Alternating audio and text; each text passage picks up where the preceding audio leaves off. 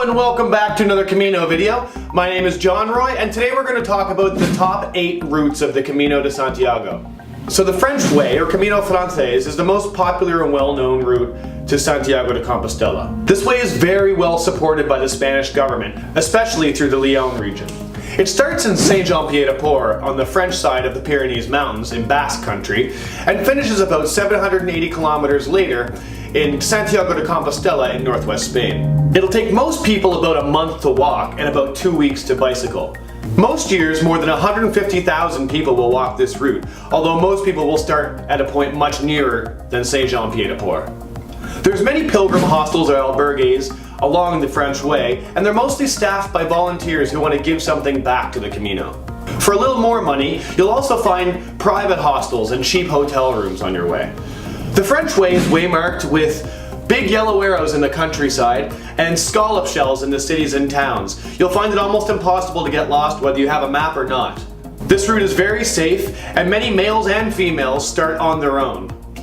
As the most popular way, with the most signs, structures, and support, the French Way is definitely the easiest of all the Camino routes. The Silver route, or Via de la Plata, is the longest of all the Camino routes and originates in the south of Spain. Also known as Ruta de la Plata or Camino Mozarbi, this route owes its existence to 2 ancient Roman roads that link the northwest with the southwest coasts through Merida and Astorga. Although increasingly more popular, the Silver route is still one of the most solitary pilgrimage options in Spain. The terrain makes it an excellent choice for those on bicycle, horseback, or donkey. At 1,000 kilometers, it takes about 6 to 8 weeks to complete this journey, although those short on time can start in Merida and knock off about 200 kilometers off their journey. The original starting point, however, is in Seville, Andalusia. Municipal and private hostels are found pretty evenly along this route, about every 25 kilometers or so. The painted yellow arrows along this route are consistent and easily followed. However, the scallop shells in the cities and towns are sparser, so make sure to keep your eyes peeled. Although in general you'll find lots of shops, cafes, and restaurants, there are some stretches of this route that will go dozens of kilometers without coming across any kind of settlement or village. So make sure to keep your guide on hand and keep lots of extra water with you. It's extremely hot in the summer and will offer you a much more authentic pilgrimage experience, so make sure to brush up on your Spanish. The Northern Way, also known as the Camino del Norte, Camino de la Costa, or the Coastal Camino, is said to be the oldest of all the Camino routes to Santiago de Compostela. It's also the 3rd most popular route, and a great option for pilgrims wanting to get away from the crowds, but maintain the well-developed infrastructure. It runs 825 kilometers from Irún to Santiago, and it takes about a month to complete. You should be able to find services about every 6 kilometers or so, but there are a few 16 to 17 kilometer stretches where there is nothing, so make sure to bring enough water and food with you. Hostels or albergues are not as abundant as on the Camino Francés, but there is still enough for everybody. Just make sure to be careful when you're in August during the busiest time of the year. This way is marked with the traditional yellow arrows, however much of it is unclear or confusing, so make sure to bring a guide and plan ahead. It is more physically demanding due to all the climbs and descents, but the scenery more than makes up for it.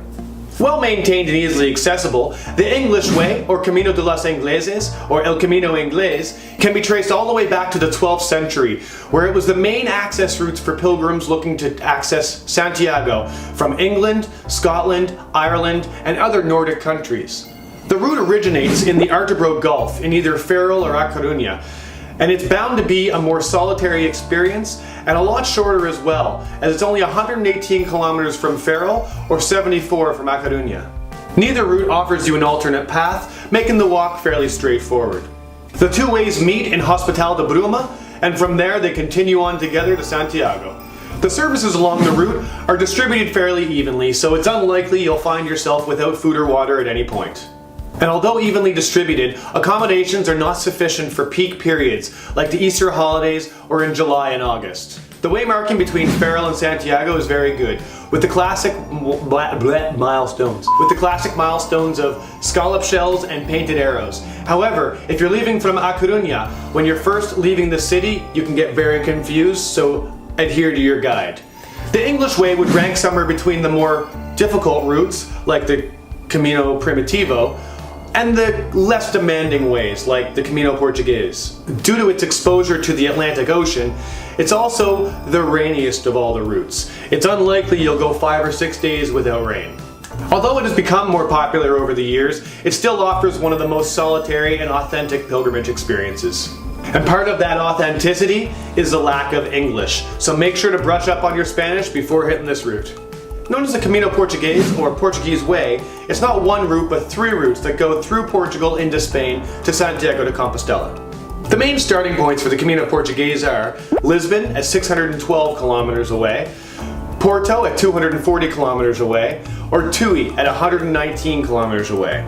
About half of all pilgrims start from Tui. After Porto, you can decide to follow an alternative route along the coast. Beginning in Matosinhos, the way is very well marked along the shore.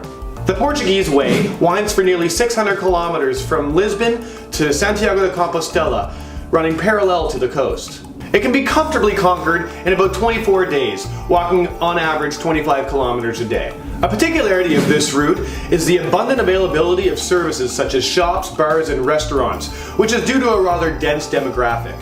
It's very rare to walk for more than an hour without coming across a bar or restaurant, thus you don't need to carry any extra water or food with you. This also means it's a great option for new pilgrims or people who don't want to give up on certain standards. The availability of hostels on the Camino Portuguese is quite uneven. Between Lisbon and Porto, there are no standard pilgrim hostels like on other routes. You'll stay in places like volunteer firefighter barracks, or parish houses, or youth hostels. Between Porto and Valencia de Minho, you'll come across a lot more religious hostels. And then the closer you get to Santiago de Compostela, you'll find more and more regular albergues. One of the biggest advantages of the Portuguese Way is the impeccable waymarking along the route.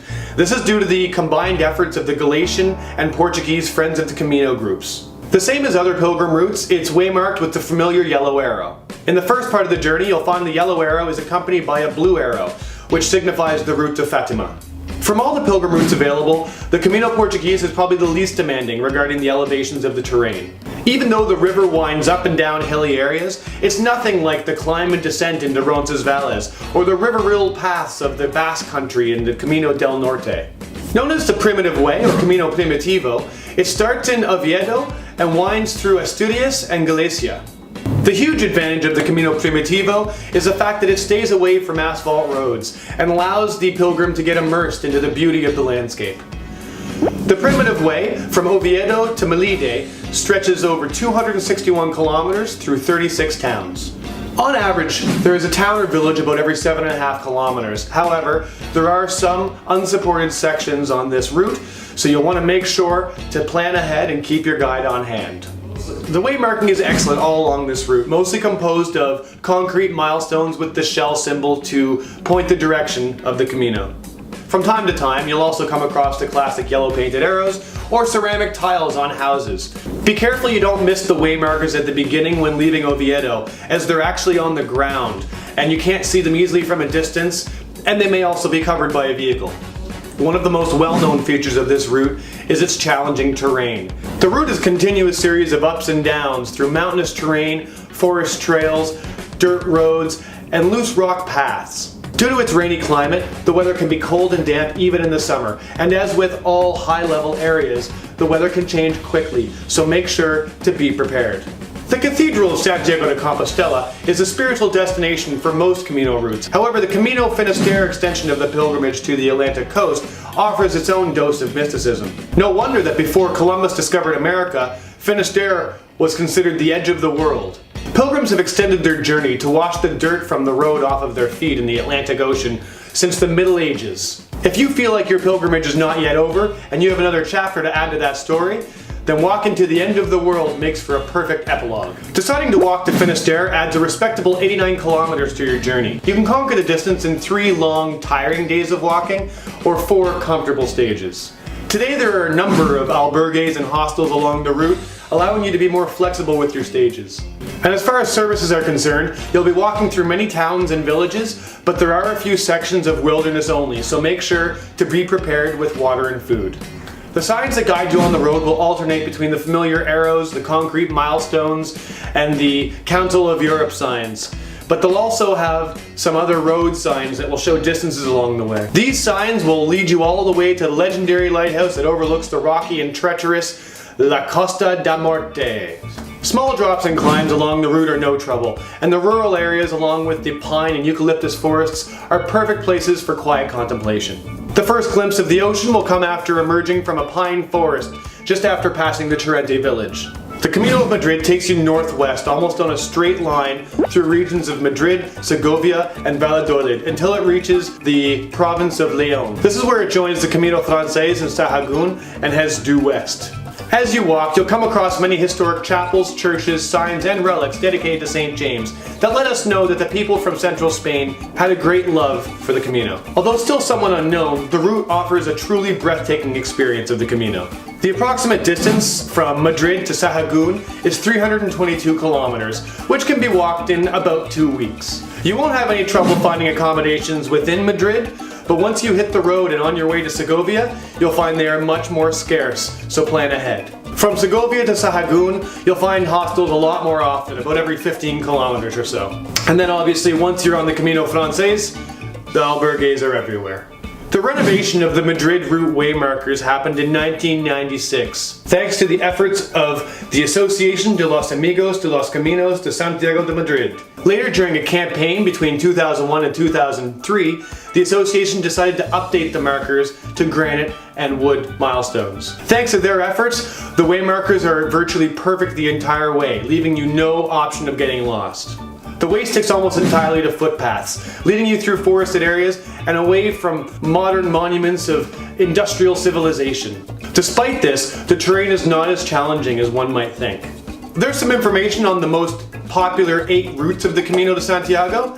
Please feel free to comment below if you thought I missed anything, or if you'd like to see information about any other routes of the Camino. Please also remember to subscribe and share it with all your friends. Thanks for watching and buen camino!